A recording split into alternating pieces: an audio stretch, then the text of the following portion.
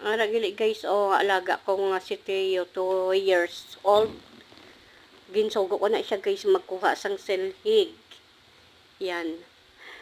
Sugo ko na siya guys, nga magkuha silhig kay manilig ako kay siling ko manilig si Mami Inday sang imong nga kalat yan. Ara na guys, very good gisa ako nalagaw. Pero giunahan niya pa ko guys kapaniligo. Kaperti ka brighter sa ako nalaga. 2 years old na siya guys.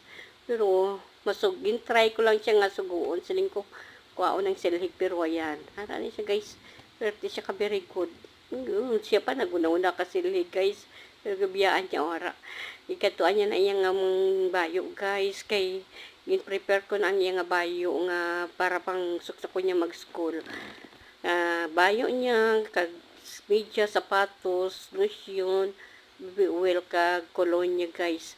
Gi-prepare na ni mami niya ang iyang bayo. Pero gintingog ko lang na siya guys. Kay para pag-abot ni granny niya nga nag-school man si ate niya. Ara na, ready na pag ilis na ko sa iya. Pero guys, manilhigan na ko guys. Samo lang to guys. I-update lang ka mo. Bye-bye.